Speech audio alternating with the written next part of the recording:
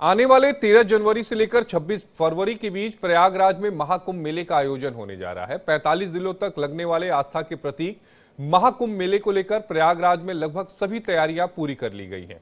12 साल के लंबे इंतजार के बाद इस साल महाकुंभ मेले में आने वाले श्रद्धालुओं और सेनानियों के लिए खास इंतजाम किए गए हैं।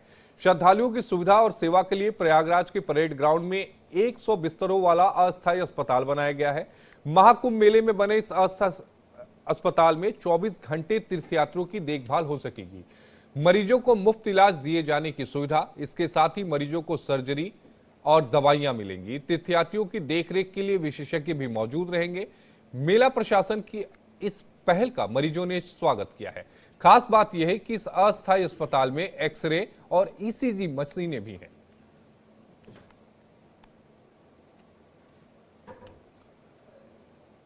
प्रसिद्ध कवि कुमार विश्वास ने कहा कि सभी को महाकुंभ में आना चाहिए और यहां सीखने के लिए बहुत है और अध्यात्म से लेकर धर्म तक का ज्ञान है।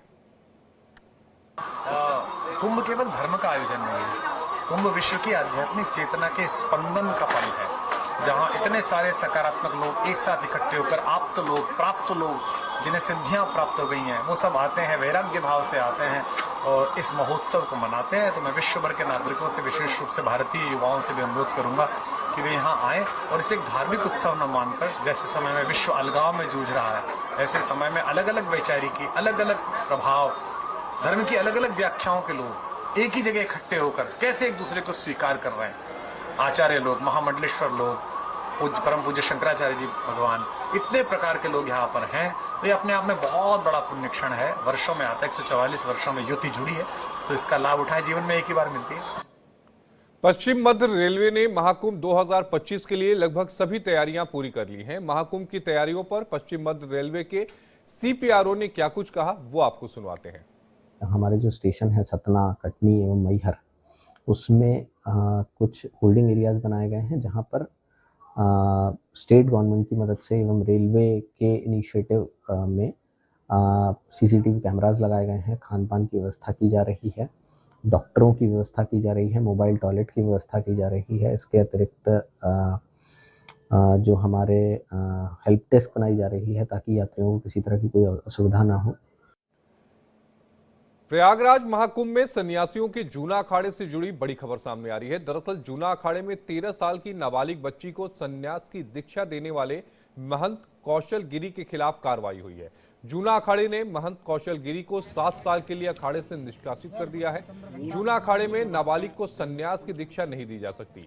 जूना अखाड़े में बालिग होने के बाद ही किसी महिला को सन्यास की दीक्षा दी जा सकती है। महंत कौशल गिरी के खिलाफ अखाड़े की परंपरा और नियम को तोड़ने के तहत कार्रवाई की गई है।